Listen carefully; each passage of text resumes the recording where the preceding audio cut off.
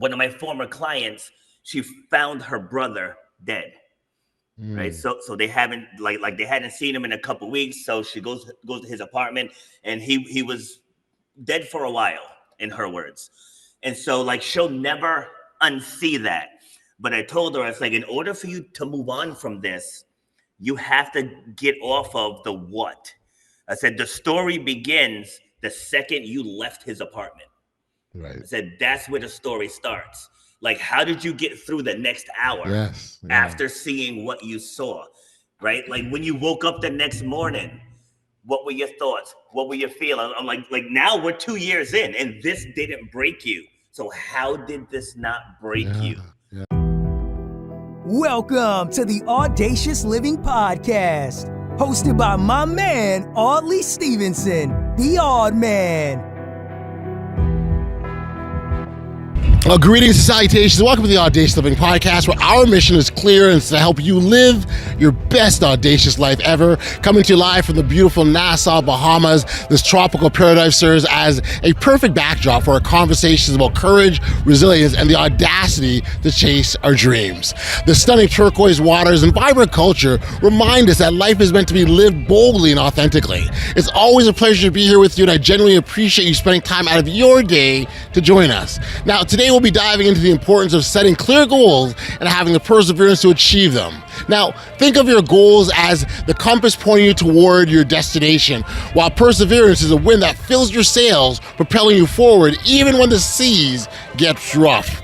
Now, in today's episode, we'll explore the shared experience of pain and how it connects us. Regardless of our different life journeys, the truth is we all face challenges, but it's how we choose to respond that defines our path.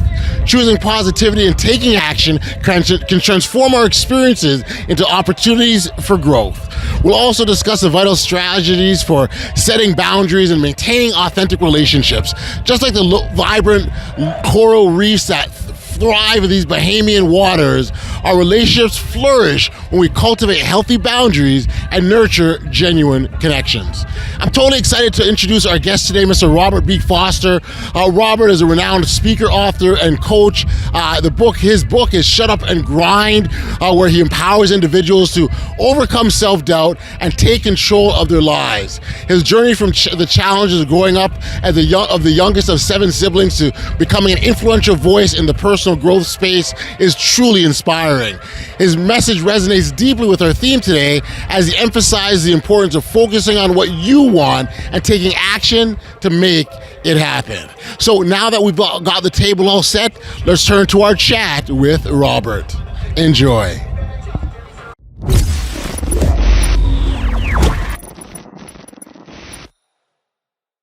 Hey, Robert, thank you for joining me here today on the Audacious Living Podcast. I appreciate you, my friend, for making the time to do this. Well, thank you for the opportunity. Glad to be here. You know, we spend much time on this podcast really encouraging individuals to live that best audacious life that we talk about, and it's one that you can live with boldness and courageousness and freedom, and really, you know, an important thing to know and recognize is that we're all on our own individual path. We're gonna have our own set of challenges and own set of circumstances, and they're our own, but we still have to face them. We still have to move through them and deal with them essentially. You know, your sharp and grind movement, and I'll call that a movement, right? It's very much in line with that, because it's very much about, look, it's hard work. Life is hard. It's going to be challenges. There's things that are not going to make things easy. We still have to push through. And so it's great to have you here. Great to engage in this conversation. Resilience is a big topic that's important to you as well, which is in line with what we talk about here as well. So maybe as a starting point, I get you to introduce yourself to our listeners and tell us a little about the work that you do and what's got you up to the point that you're at now. Okay, so growing up, I'm the youngest of 7, and we were all athletes, and my other siblings, you know, they all, you know, bloomed at a proper time, you know. So like my brothers were like big, muscular, and I was short and skinny. So it was like, so what is going on here? It's like, how did I get the short end of the stick? So just watching them excel, and I love my siblings, don't get me wrong, but just I wanted the shine that they were getting. You know, it's like, and that sets the stage for how I am now. But it's like I I wanted so badly to have my name in the newspaper. I wanted my photos in the newspapers, the trophies, the ribbons, the medals that they were all earning. And I was just this skinny, scrawny kid, trying to find my way. Then finally, my genetics caught up and I shot up to over 6 feet, and I came into my own. But now I was still so-and-so's little brother. Right. And I hated it. Oh, it drove me insane. I was like, my name is Robert. Okay, I'm not Monique's little brother. I'm not Ralph's little brother. I'm not Ramona's little brother. I'm Robert. Okay, and Wow. that chip really shaped who I became. Because whenever people ask you to describe yourself, most people give their resume. Gotcha. They're like, oh, I do this, I do that. It's like, that's not who you really are. Like, strip away being a parent, strip away your career, strip away all these other things that you do. What's left? And for me, I'm a competitor. So if I had to describe myself in one word, I'm a competitor. So everything I do in life is through the lens of a competition. So whether it's business, whether it's speaking, whether it's coaching, no matter what it is, that's who I am at my core. Mm-hmm. And you've taken that, and you're a speaker, you're a coach, and an author, and so you've taken all of those to really bring a message. I wonder if you sort of talk, what that key message for you is for our audience.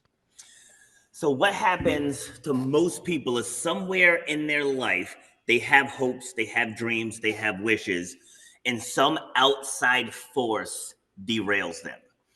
Whether it's their parents, whether it's a guidance counselor, whether it's peers, but people always get derailed from some other force. So my core message is focus on what you want to do and get it done.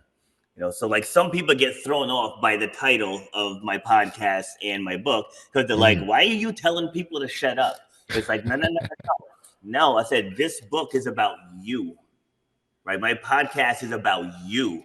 All those little voices in your head causing you to doubt yourself, causing you to procrastinate, and causing you to not move forward with what it is that you really want to do in this life.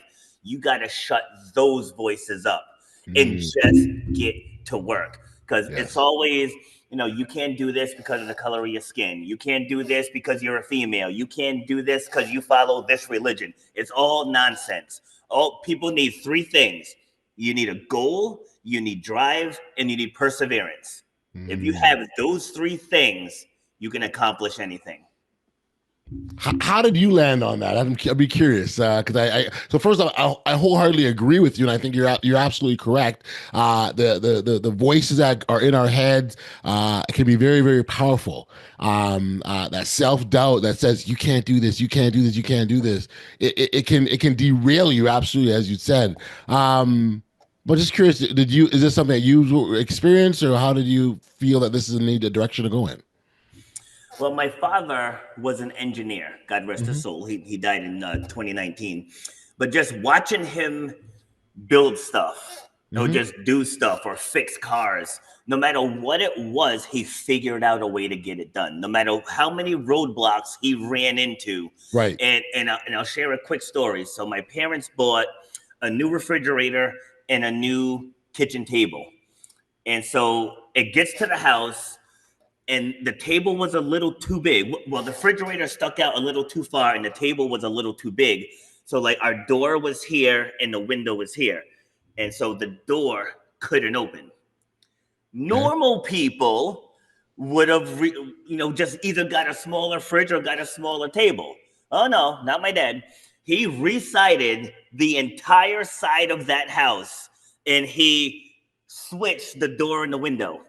Because he wanted that table and he wanted that refrigerator. Right. And just that was his mentality. It was always like, oh, okay, plan B. Okay, plan C. Okay, plan D.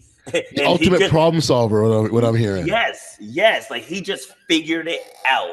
And like I mentioned, the whole color of your skin thing, he said something to me that just stuck with me. He's like, people are going to see the color of your skin. He said, it's up to you to help them see past it.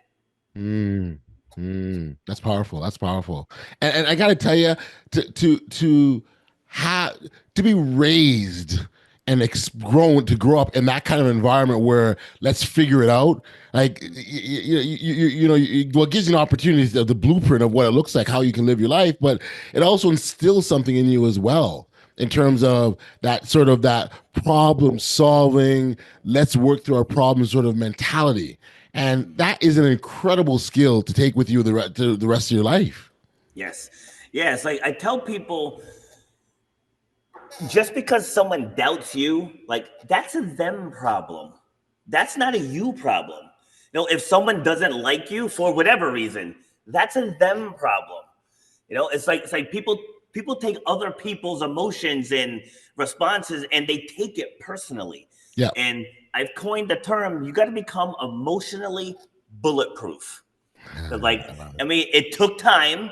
It took time because I am a human being. I've experienced imposter syndrome. I've experienced self-doubt, which is why I wrote a book on how to overcome self-doubt, because I've experienced it all. It's like I've experienced people, because like my name is Robert Foster. It's like I don't have a quote unquote black name.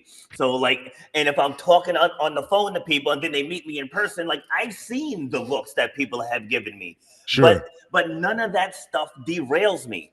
It's like I don't have to please all of the 9 billion people on this planet. I just have to appeal to the people that want to hear what I have to say and the people that believe in me.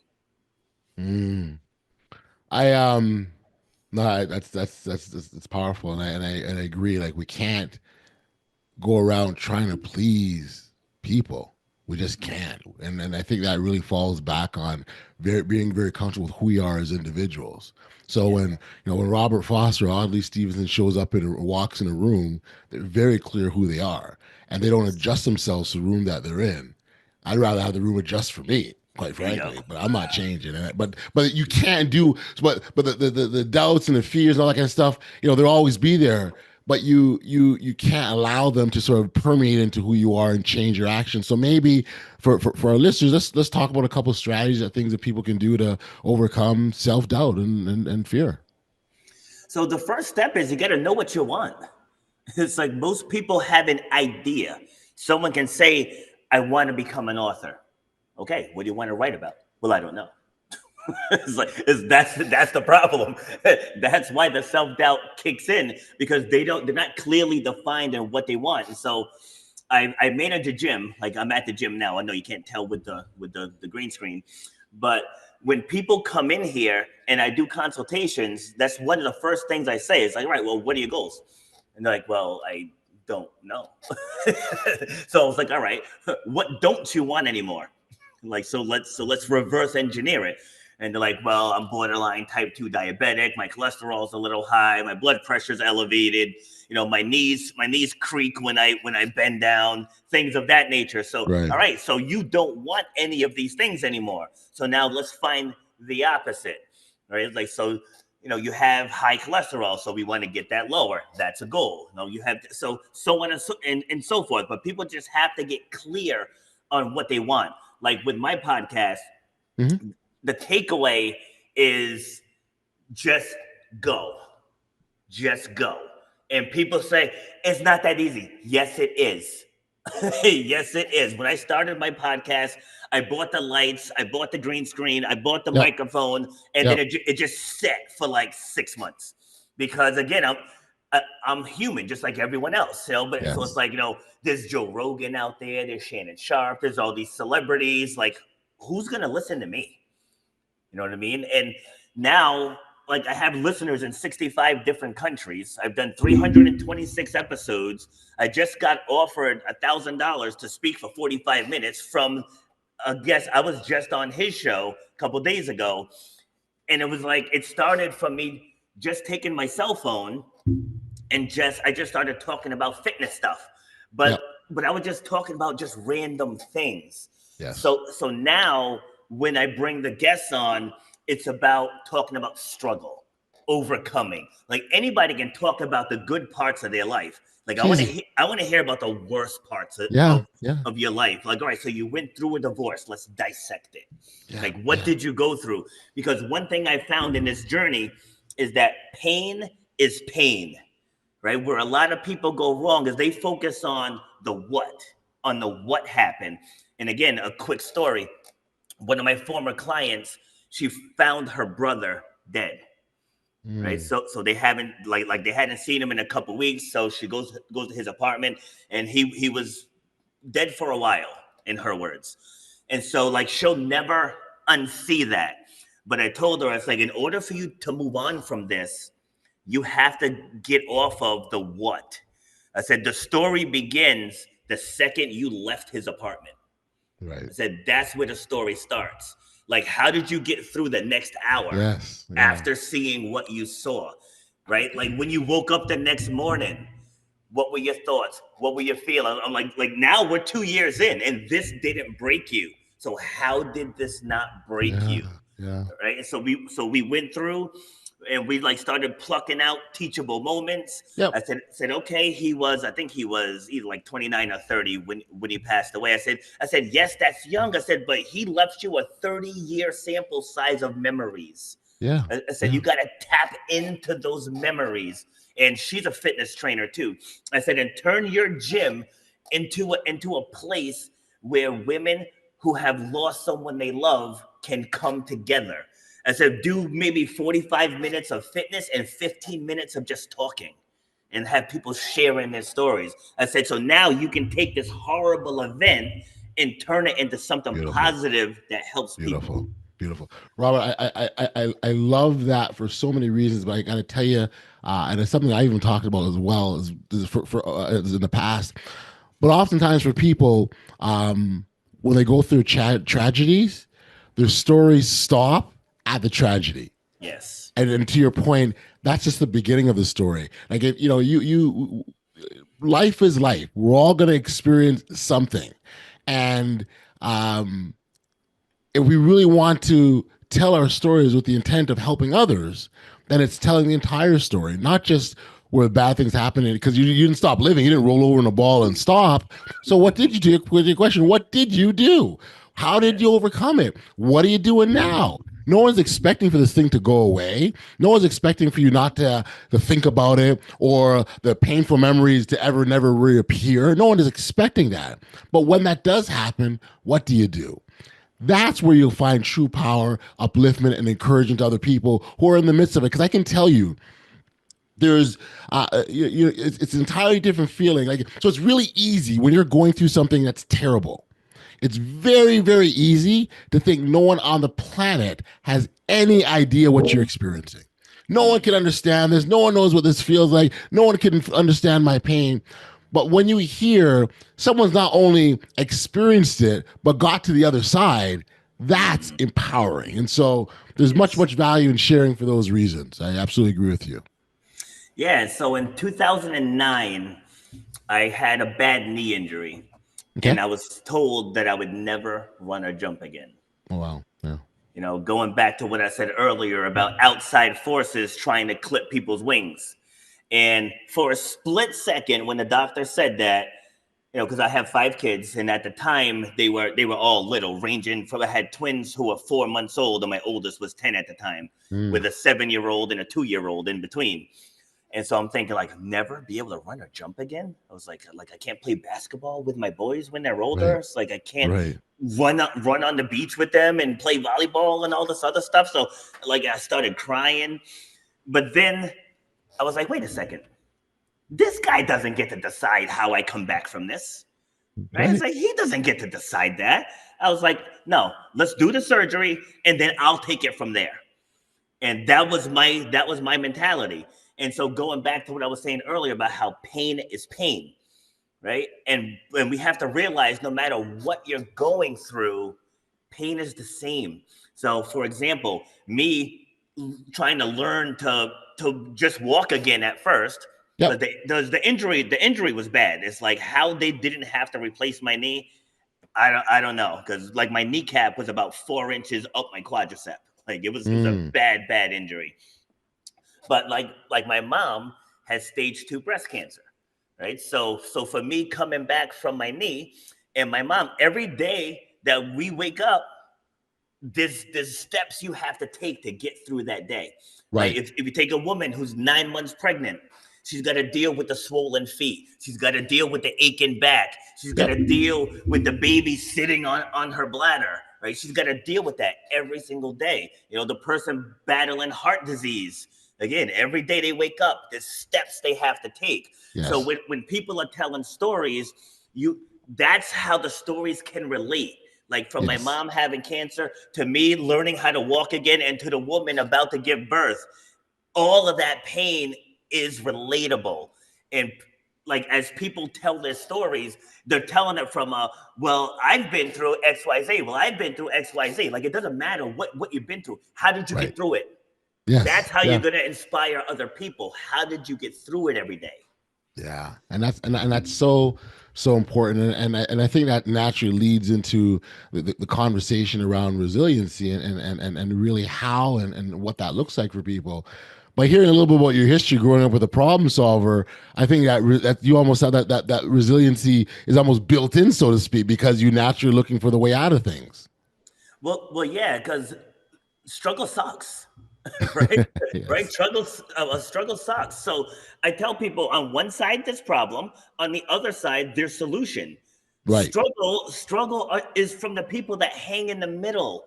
Right? As soon as you can get to the other side of your struggle, life gets better. But for some people, unfortunately, struggle has been normalized. Like, people are afraid of success. They're used to their backs being up against the wall. And that was me for the longest time.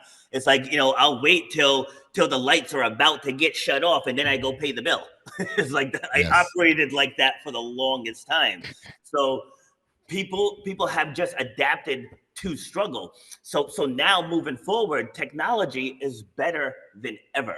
It's like there's people on YouTube doing the stupidest stuff I've ever seen, but they have 1 million followers and they're making bank.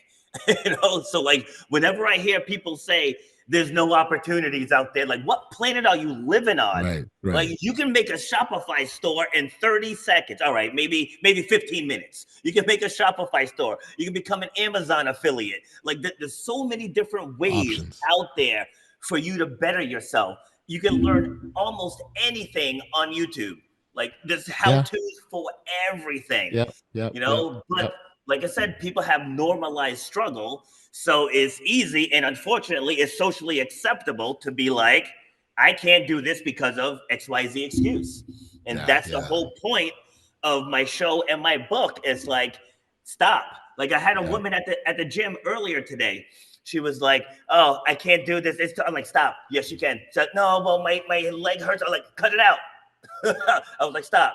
Just do the task. And this is in front of everyone else too. Because I don't hold back. Like, I let people know, you are the one that's gonna hold you back. Nobody else can hold you back unless you let them. I was like, you have it in you to accomplish this task. And then she ended up doing it. And then we were deadlifting, and she ended up doing it 5 times. I was like, see, and you tried to defeat yourself before you even did the first lift. So then once she got that out of her mind, she was able to complete the task. Yeah. Well, and the thing is, it's so when you encounter problems. So for example, you're saying, hey, you can open up an Amazon affiliate, become an Amazon affiliate, or open a Shopify account. Like even if you're taking steps towards that positive direction, it's not even to say that the thing that you were after is what the deal breaker, or what was a game changer for you. It could be something else. But as long as you're making those steps in that direction, and that's where a bit of this audacious theme really comes from, because it's the idea or principle of moving forward without knowing where things are going to go. Right. So that dark stare, I think Martin Luther King Jr. has a quote about this, the dark staircase, but not knowing where it's going to lead to. But you step anyways. Right. And that's really what we're talking about, is that you move forward. Sure, you don't know where it's going, but that's where that bit of courageousness comes, that boldness that we need to take. And so that's why I keep encouraging people to take that step, because you don't know where it'll lead to. Yes, and going back to its cliche about like tomorrow isn't promised to anyone. Yeah. And I'll tell another quick story about one of my sisters. So in 2016, she's a special educator up in Massachusetts, and she was at a school doing her evaluation. So she's in her car, she's driving to head to the next school, Yep. and then she woke up 6 weeks later. Right? She had a brain aneurysm burst while she was driving. Wow. But she was totally set up to survive this thing because behind her was an off-duty EMT. And within 2 miles, there was an ambulance and cops. So she had like all the first responders were right there. Because with those things, it's about time, right? It's about time. Because if she got in her car and it happened, people could have just thought she was sleeping and would have just left her alone, right? So she woke up weeks later, completely confused, not knowing what the hell happened. She got tubes in her and everything. And so like we had to tell her what happened. Like we had to tell her, this was 6 weeks ago that this happened. And so I share that. So she's still with us today. Like she did survive. Beautiful. She does have some partial paralysis, but she's not who she was the day before the accident. So that's the point. Like she and her fiance, like they held off on things, because like they wanted to focus on other things. But now, if they get married, she's partially paralyzed. Dad passed away in 2019, so he can't walk her down the aisle. So like I do my best to remind people, all you have is today. Today. It's like you don't know what's gonna happen. I don't know what's gonna happen when I leave here and drive home. It's like you never know. So everything that I do is positive. Whether I'm here at the gym, speaking on platforms like yours, speaking on my own platform. I coach high school track and field, and I'm a public speaker. It's like everything I do is putting out positivity. Because I don't have time. I'm 50 years old now. I don't want negativity. I don't want any of that. I don't want to put out negativity. Right. Like my gym clients are always like, you are always in a good mood. I was like, yes, because being miserable sucks. It does. There's no benefit to it. There's no glory to it. There's nothing to get excited about. It's just not good. No, like when bad things happen, you just deal with it. Like a week and a half ago, 2 weeks ago, I went up to pick up my twin boys from their mom's house. We were just gonna hang out for the day. As we're driving down, my son notices that the battery light comes on my car. And I was like, oh, what is that? And then I noticed that the thermostat went like all the way up to hot. I'm like, what the heck is going on here? Yep. And of course, I had just paid like all the bills, all the credit cards. I paid everything. So we get to the restaurant. I was like, let's go eat, and then we'll address this.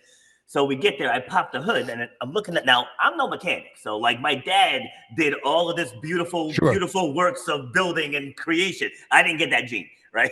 I got the motivator gene, but I know enough. I looked at the alternator. I was like, there's no belt. I was like, I know there's supposed to be a belt on there, and the belt was just gone. Snap or something. Yeah, so again, I'm supposed to spend the day with my boys. So we went into the restaurant, we ate our lunch. I called my daughter to come down to pick them up. And I'm like, I'm gonna try to drive home. I was like, see if I can make it home. And I was able to make it home. I called my friend who's a mechanic, called AAA, had the car towed up to his place, took my other daughter's car to work the next day, went and got my car, and then had the car towed back, done. There was no complaint. There was no photos on Facebook complaining like, oh my God, my car broke down. Right? It happens. When life happens, you just handle it.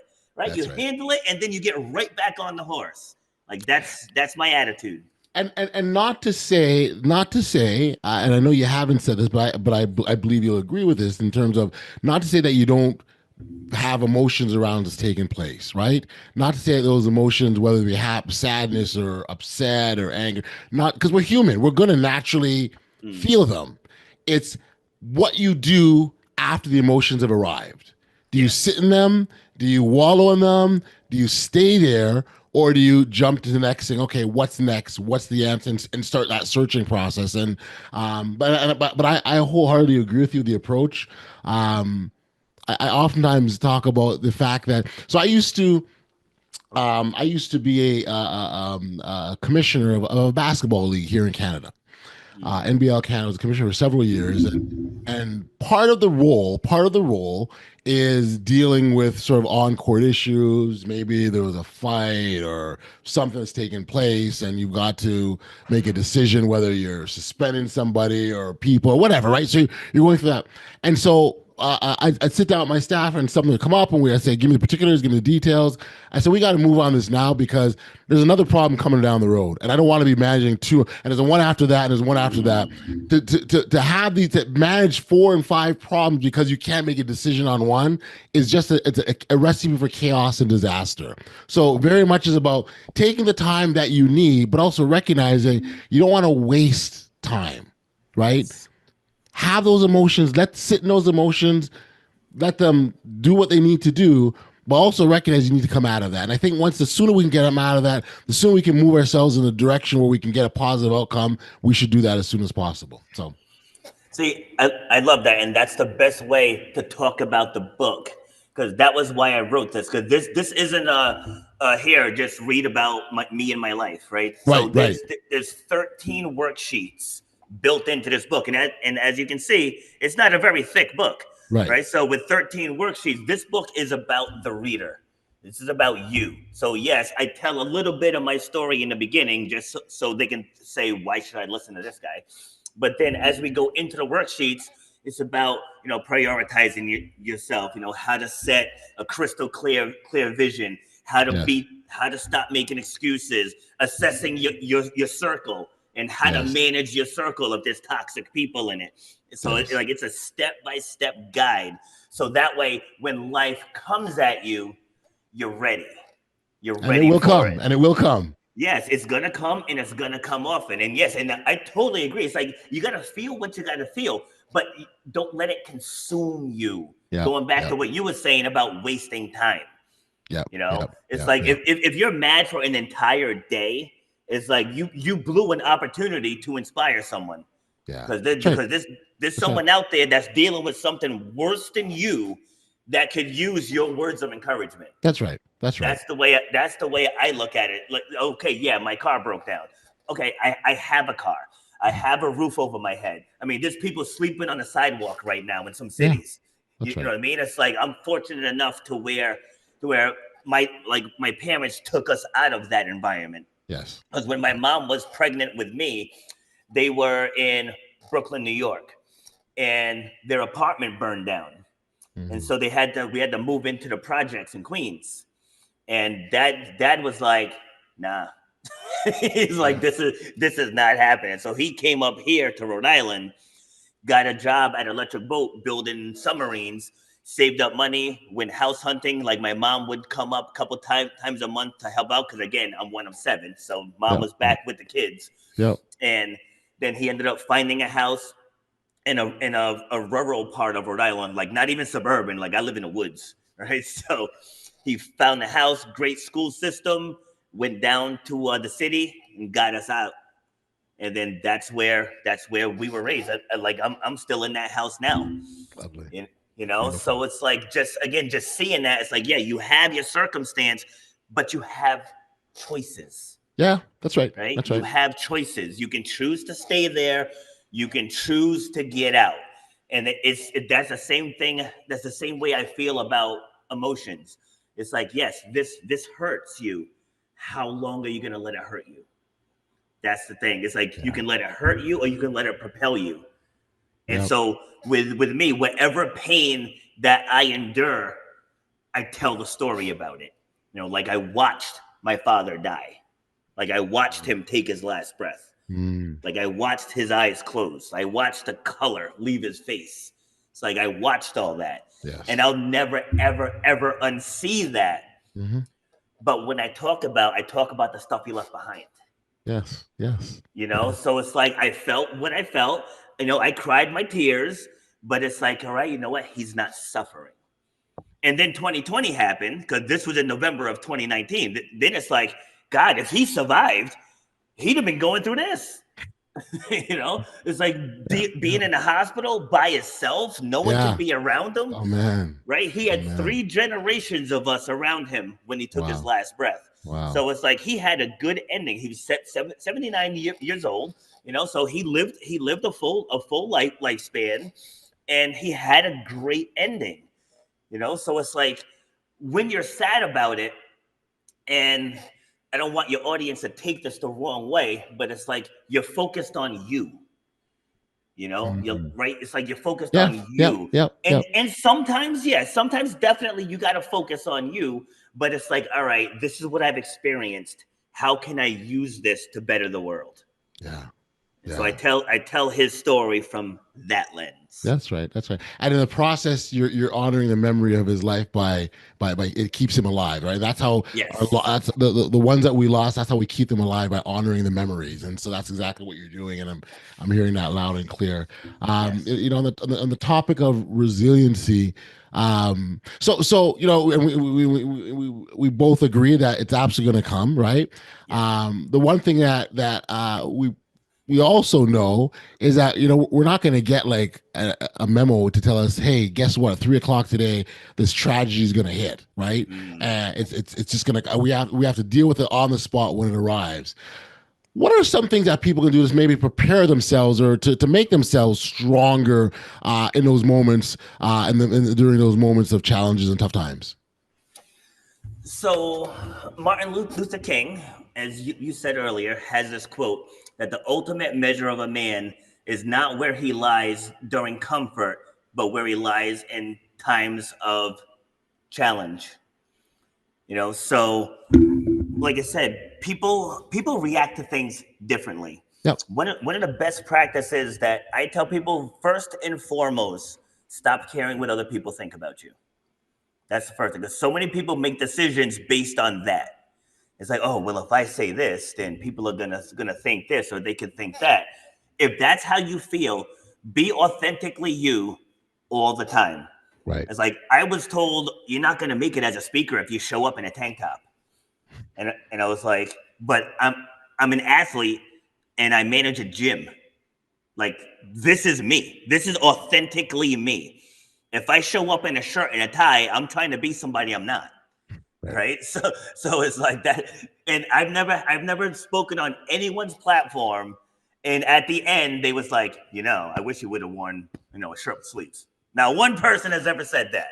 Right. So no. And again, I just share that just to illustrate. It's like, once you stop caring what other people think about you, then you can be your authentic self.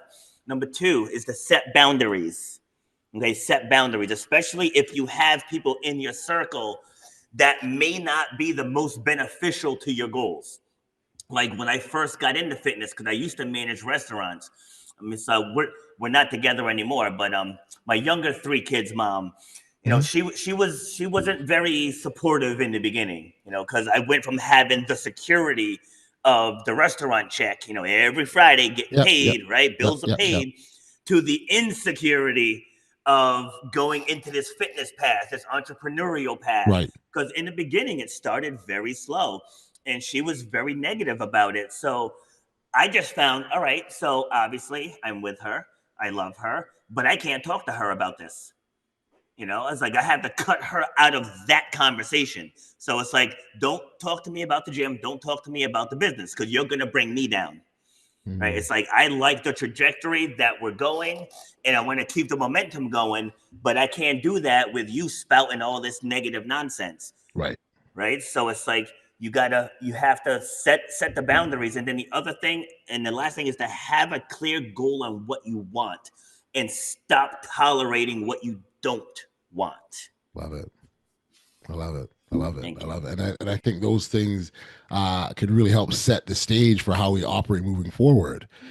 So when things do happen, we've already set the boundaries and set things up to help us be successful, or at least to get through those challenges that much quicker. And I think that's a great approach.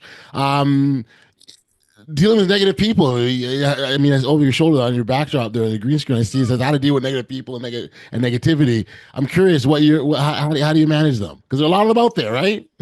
Yes, yeah. Like I said, I'm not afraid to shut people down at all. I don't doubt that actually. if we're in a positive setting and someone's just being a Debbie Downer, I'd call them right out on it. Right out. Like, no, like that is not allowed here. Even here in the gym, like when I do consultations with people, I tell them up front, it's like, we don't do all this over the top nonsense. If you're over emotional, if you can't handle yourself, this is not the place for you. Going back to the setting boundaries, having standards, having core values, right? So like when you stay true to those core values, those other people will either conform or they'll remove themselves from your circle. But that's the thing, is that you can't be afraid to offend someone. Because like I said, I'm 50 now. It's like I'm closer to the grave than I am to birth, right? And I'm no longer going to do things that don't serve me. Right. And where I first felt that was in 2011, I donated a kidney to one of my other sisters. Wow. And just during that process was the first time I ever felt my mortality. The very first time. Because I was like, all right, so I'm giving her one. What if I need one? It was one of those things. Because like there's been a couple kidney transplants in my extended family. So I was like, all right, it's obviously in the bloodline. But in the moment, like my sister needed me. So it's like, I have to do this. But that was the first time I felt my mortality. And I was like, you know what? I'm not doing anything that I don't want to do ever again. Like my best friend just got married last July in Honduras. I didn't go. He invited me and I was like, hey, good luck to you, but I'm not going. Like I'm at that point where if I don't want to do something, I'm not doing it. Beautiful. Yep, I'm so liberating. Absolutely not doing it. Yes. It's very liberating. No, it's beautiful to live life on your own terms, basically, right? Yes. Which is awesome. Robert, this has been a beautiful time together, a beautiful chat. I so love the message. I'm on board with it, and I think the approach that you're taking and how you're living life and how you're teaching others and inspiring others is a great thing. Again, let's give a plug for your book and your podcast. Is Shut Up and Grind. And that title might get people backs up a bit, but if you explore a bit deeper, is really shutting up those inner voices that are telling us that we're not good enough and are limiting us from living our true potential. Yes, absolutely. Yes. So with the podcast, I broadcast it live on Tuesdays and Thursdays at 12 Eastern. Okay. And other than that, it's on all of the podcast platforms. But yeah, I bring guests on from all over the world, and just the stories that are shared are just amazing.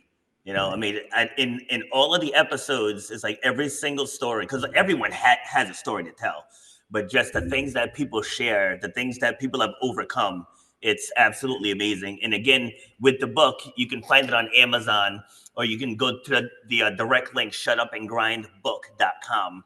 And it's $20, and I'm telling you, it'll be the best $20 you ever spent if you're looking, like if you struggle with self-doubt, because I could turn this into a mastermind and charge $10,000 a person if I wanted to, but it's not about that. I just want the average person who's just trying to better themselves to be able to have access to this material. Beautiful. Well, you do a wonderful job.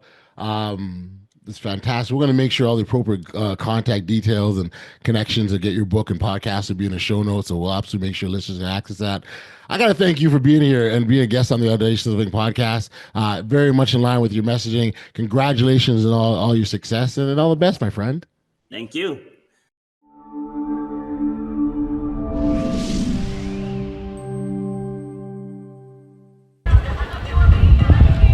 Back we are here on the podcast, and much thanks and appreciation goes out to Robert for being here.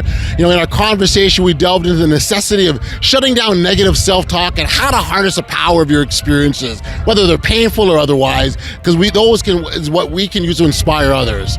One of my favorite moments from the interview was when Robert discussed his father's problem-solving mindset and how it shaped his own approach to challenges. His story serves as a powerful reminder that our backgrounds can fuel or drive us to succeed.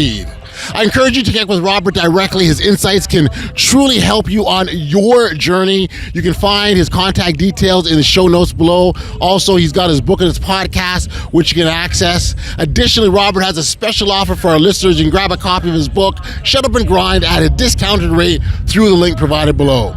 Don't miss out on the opportunity to learn from his experience and apply his strategies to your life. Now, as we wrap up today's episode of the Audacious Living Podcast, I want to extend a heartfelt farewell from the beautiful Bahamas. It's been great to be here. I hope you feel inspired to take action and live your life with audacity. Remember, if you've enjoyed today's conversation, please like, follow, and share this podcast. Your support helps us grow and reach even more individuals who are ready to embrace their audacious lives. Thank you so much for joining us. Until next time, stay safe, be kind, show love to one another, and be audacious.